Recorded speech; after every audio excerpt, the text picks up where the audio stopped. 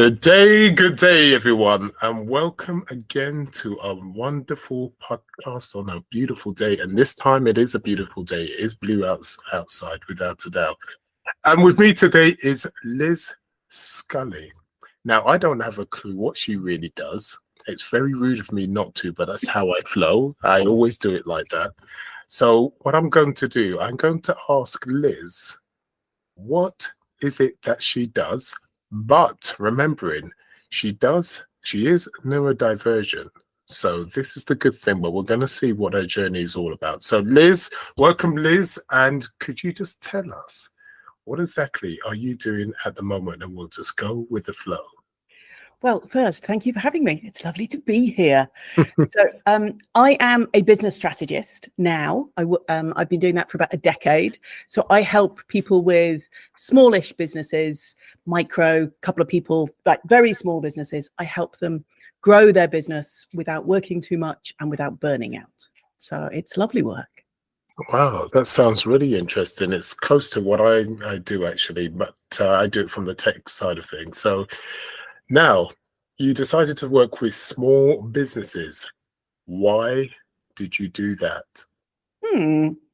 Because before I became a business strategist, I worked in film for 20 years, working in visual effects. And I have worked on very, very big companies, huge companies, big film studios. I worked on massive films. I was running teams of maybe 200 people. And I vowed when I left the film industry, which I adored, but I found it after 20 years had pulled a little, the whole working like a dog all the time. I vowed to myself that I would never work myself with a business that had more than 10 people in it. Because for me, I don't want to be running a team that big. And I found that my decision to have a small business means that the people who are drawn to me also tend to have a small business. I'm not against people with big businesses, but I just really enjoy that kind of little plucky business that's doing beautiful work, because being small in your number of people working for you doesn't mean that the work you do or the effect you have has to be small. Okay, and when it comes to big businesses, obviously there's something that happened when you're working with the 200 or more people within the business. What was it within the business that actually put you off and you thought, Well, I joke about the fact that I'd heard about these things called weekends. And I wanted one. In the film industry, we have what we call crunch time, which is just before delivery of the film. And of course, with films, they advertise them in cinemas and they make the little plastic figures that go into McDonald's. And to be honest, it's when you see the figures in McDonald's, you know the film is being sent out soon. With trailers, as we know, sometimes they'll say it'll be out in August, but it'll be out in October. But by the time it's in a Happy Meal, it's definitely happening. And that means somewhere there's a lot of geeks and a lot of nerds like me sitting in a darkened room working like there's no tomorrow. And I just got sick of the 18-hour days. And of course, I worked in lighting, which meant I work in the dark. And I just felt like I'd been underground for a couple of years. It was not pleasant. and I take it you worked in an industry where the hours were unpredictable. And when I say that, you're told that, oh, it's going to just be 2 weeks. And then it ends up being far more. Now, the reason why I know that, because I was a sound and studio engineer. So I know exactly what that feels like. Was it the same thing for you? Yes, very much so. And also because I was going to say, unfortunately, I was very good at what I did, but I was in demand, which is a lovely place to be in. But it meant that I would finish one set of crunch time and think, right, that's it. The film's gone off. And then I would be asked onto another film that was also in crunch time. So on bad years, I was working from crunch time to crunch time to crunch time. And I just never seemed to have any downtime.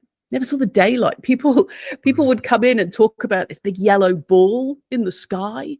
I feel like it's never there when I go in and out. What could that be? What could that be? Yeah. No, I totally understand. I get you, and that's one of the reasons why I left that industry with being the sound engineer, because it was a situation that you'll be told that you're doing an album for about 3 weeks, and you're there 2 months later. Yes. So you couldn't even obviously put a holiday through. You couldn't make any plans with friends or families. And, it's just one of those things you had to be dynamic. And I suppose it was the same for you. It was similar. I mean, hopefully the most of the time you get wonderful time off between films if things are going well. But as you say, planning that was tricky. You would get the time, and if you were lucky, you were doing well enough with the financial side of things so you could do it. But yeah, I mean, I burnt out not once but twice, and it sucks. It's just not fun. And so how did you recover from that? I know a few people that burnt out and it took some time. So the first time, what happened? How did you, just before you started to burn out, what were the symptoms that were going through you before the burnout happened? And then how did you recover? Well, for me, the absolute sign is you know what you want to do and you have all of the ability to do it, but you have no motivation.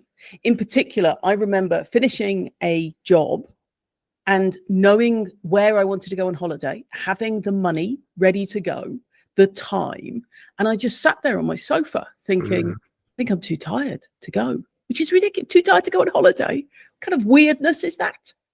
That's not right. Wow. So how did you recover from that then? How long did it take you? What did you do? What was the process for you? Well, I know lots of people have sort of full processes, but to be honest, I was just asleep for a very long time. Sleep has always been the fix for me. But I think if you're passionate about what you do, then it's very hard to not work. And it's part of why with my clients, I spend so much time asking them, are you sleeping properly? Are you eating well?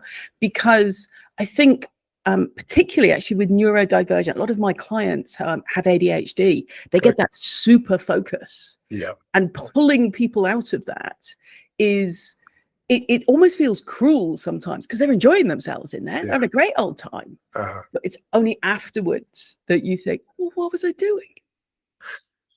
Right. So let's talk about your dyslexia, because you're in a very creative work environment, lighting, camera, action. So with the dyslexia, if we go back, when did dyslexia become, or when did you notice that you had an issue with dyslexia without knowing you had that issue? Does that make sense? Because obviously you weren't diagnosed straight away. Definitely not. But you obviously, we can go right back to the crib if you want. I don't mind.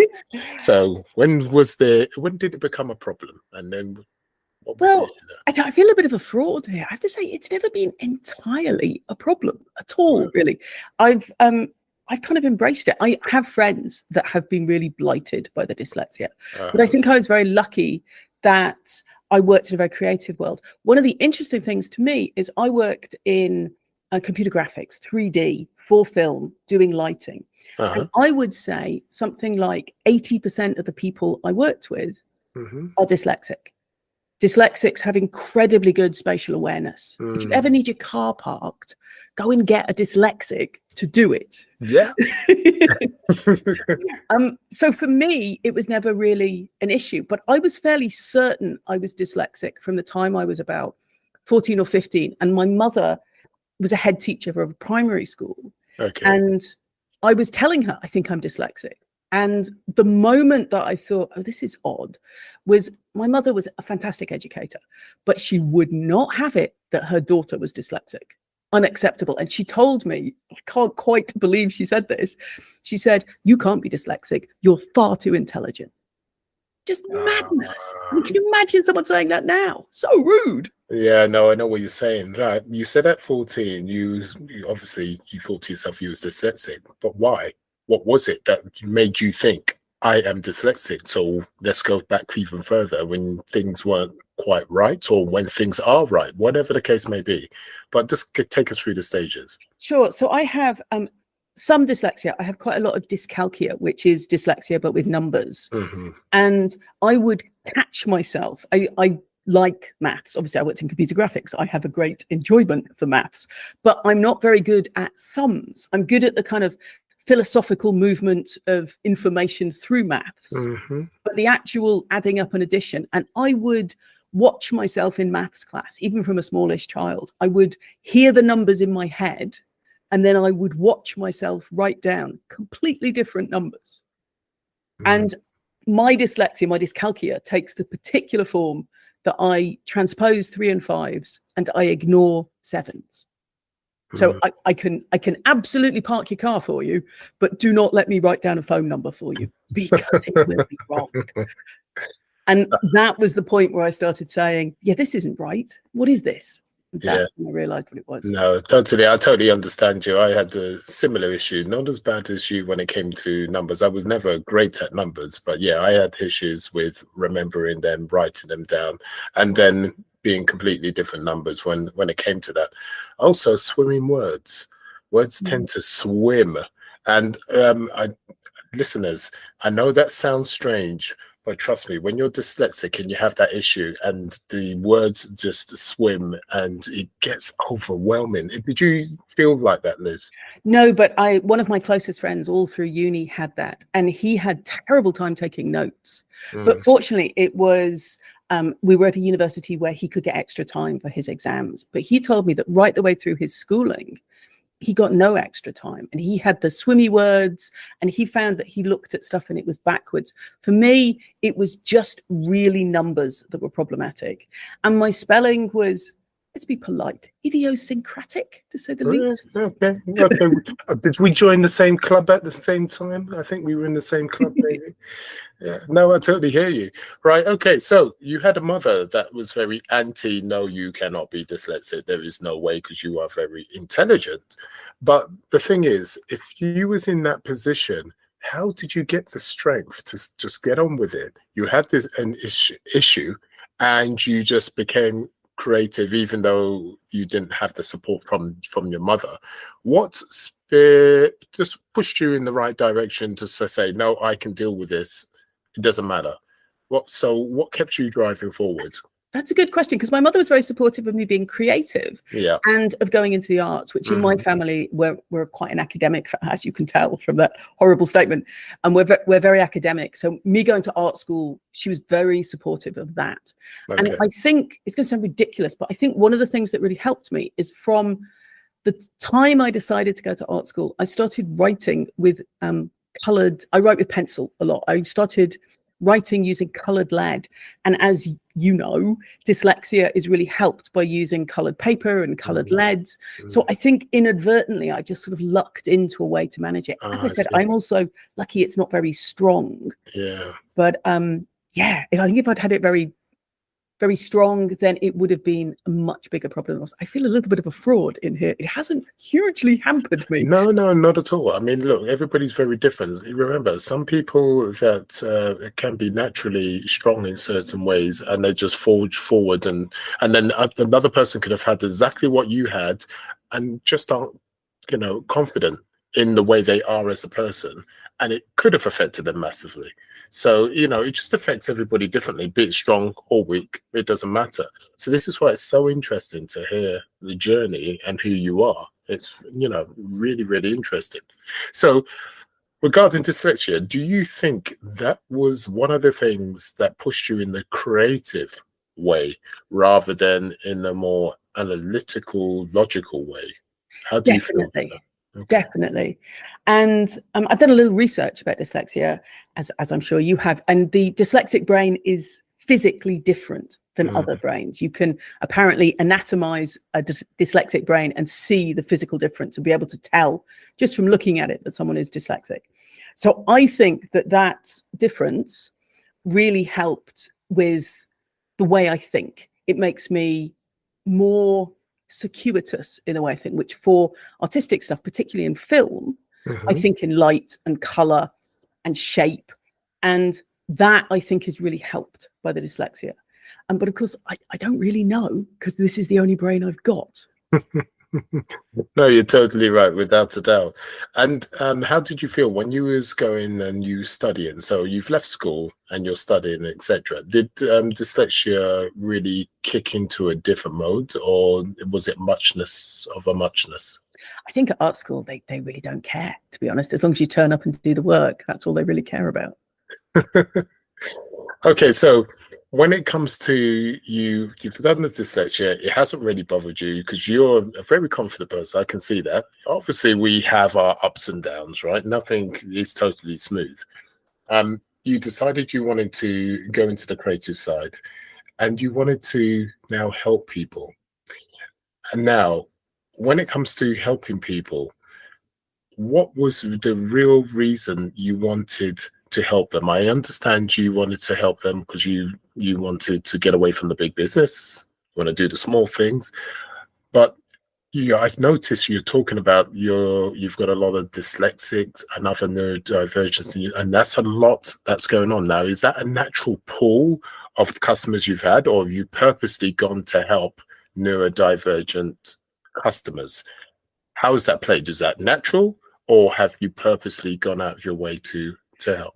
I haven't deliberately sought out clients in that world, but I think entrepreneurs tend to be more divergent in all ways, in thinking, in neurodivergence, and I think they're naturally brought to us. And also a lot of my clients, it's only really in the last 2 or 3 years that they've realized they have ADHD, they've realized they're different.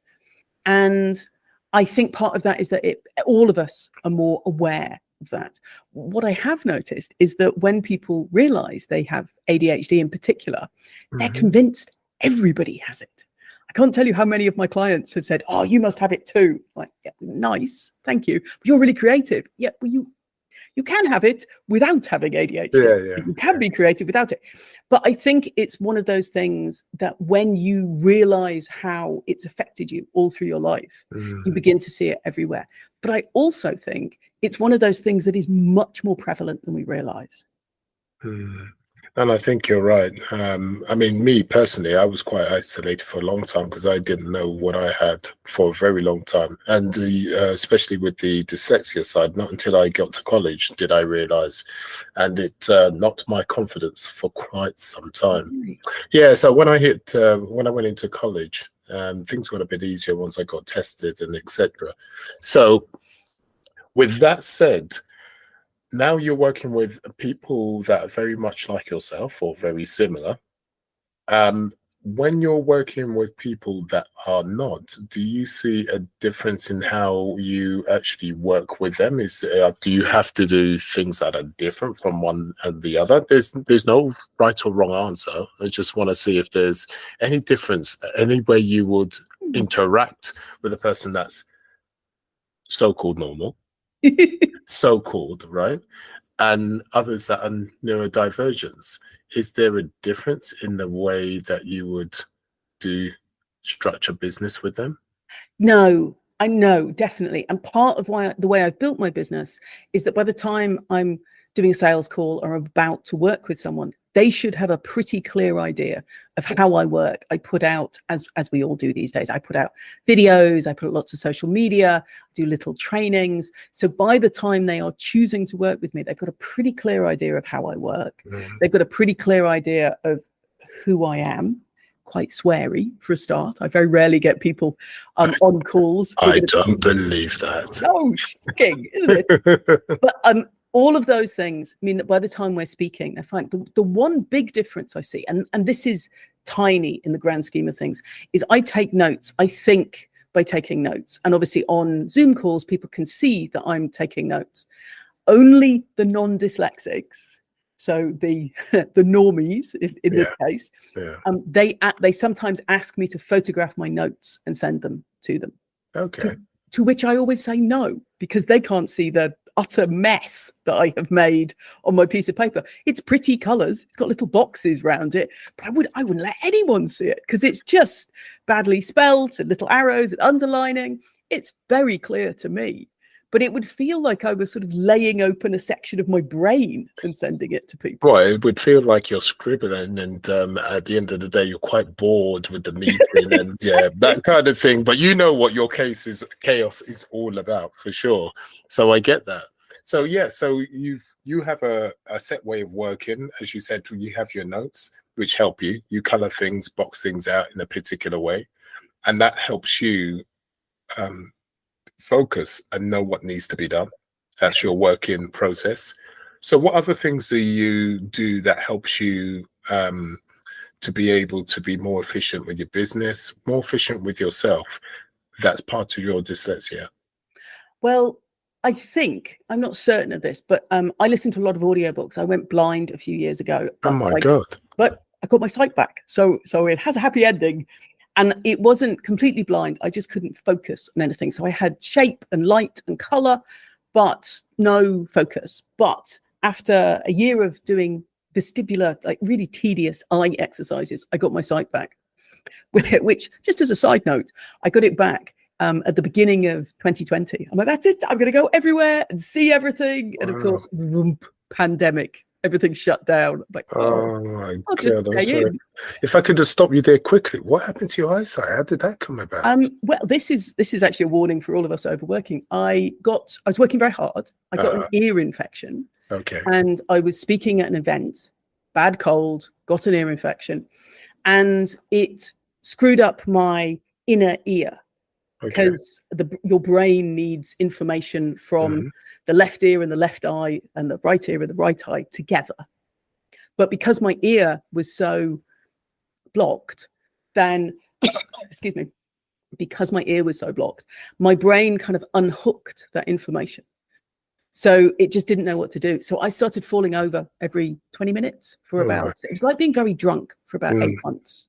That sort of horrible student whirly kind of drunk. Yeah. And at the end of that, I couldn't see. It was terrifying, actually, to be honest. But I'm a fairly positive person, and I sort of convinced myself it wasn't that bad. It was ludicrous. It was terrible. It was awful. But, you know, what are you going to do? So I stopped falling over all the time, and I'd only fall over a few times a day. Look, see, I'm making progress. It's great. So hold on a minute. Did you not see the doctor about this? I did, but they were like, oh, you'll get over it. It was apparently, this is a thing. Apparently I had it. Most people get over it in about 6 weeks. It took 18 months for me, just an anomaly. But the eye thing, I had to do a year's worth of exercises to just reorientate my eyes and my brain together. That was tedious. I have to say that was very tedious. You look in the mirror. I had a little metronome app on my phone, and you look up, down, left, right, at your own pupils. And my left eye, the one that had always worked, that was fine. And then I could see the pupil of my right eye just kind of wandering off. Look at the God. It was how strange. Yes, so weird. It's like two of you in your own body. Yes. Apparently, minors sometimes get the problem because their eyes are open, but they're in the dark. So their brain does the same thing. I can't see anything. I just go to stop now. So, but there's a whole set of these very tedious exercises that are tiring as well, because you have to like utterly concentrate to bring your brain and your body back into alignment. So I did an hour in the morning, an hour in the evening, and then was sort of in this kind of misty, half blurry thing the rest of the time. But it didn't really stop me from doing things. I was nomadic at the time. So I was living in Belgium and then Guatemala, and I remember going to the airport. You know, they have those massive numbers outside the airport gates. Yeah, I hear you. Yeah. I couldn't see them. So I'd stop people going, which gate is this? I can't see it. And people would laugh and they'd go, I'm blind. And they were like, oh, I'm so sorry. This is number 22. You're fine. And that, I've always been fairly positive, and people are generally very kind. And I was very lucky. So even though you was traveling by yourself and you did things by yourself, you still carried on living life, and you did not allow it to stop you. And even though you was doing these exercises with your eye wandering all over the place, you still got up and you still loved life, and you carried on no matter where you were in the world, and you were still positive throughout this. Well, most of the time. Yes. I mean, obviously, it was a bit annoying from time to time. Of course. But actually, may I tell you something ridiculous? Because as you say, I was traveling on my own. So during this period, I was still dating. And here is a little sign that the world, you know, we think it's a harsh place, but it's really not that bad. All of the time I was dating, online dating with the little apps, I wouldn't tell people I couldn't see till just before we met, because it wasn't really relevant till I was actually trying to see them in a bar. Yeah. At that point, I would say, it's not that serious, but when I meet you in a bar, you're going to have to see me. And I'd take a photograph of myself. I go, this is what I'm wearing today. Yeah. Please come and find me. And here is the lovely thing. Here's the moment where humans did not let me down. For that entire 2.5 year period, not a single person stood me up, because humanity can be horrible, But even the sort of data who might kind of just be a bit mean occasionally, they're not going to do that to a blind girl, because they knew damn well I could be there all night thinking, where are they? Well, Liz, I've got a revelation. Why not just act blind, and then you're never stood up in your ever again, and then you can say, oh, I can see you all of a sudden when you see them. That's miraculous. My God. So it was positive actually through and dating. Well, okay, fair enough. So it seems like everything's, I shouldn't say everything, because like I said, you still have the ups and downs, but you still was focused on life is still going to carry on no matter what, etc., etc.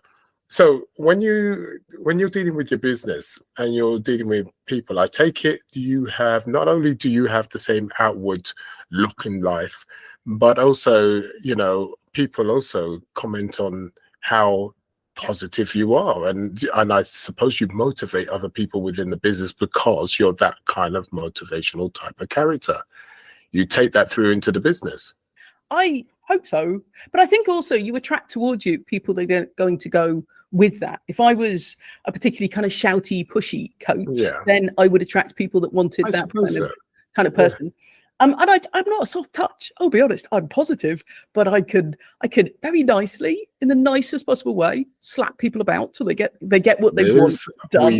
We know you're not a soft touch for sure. No two ways about it. The confidence shows tenfold.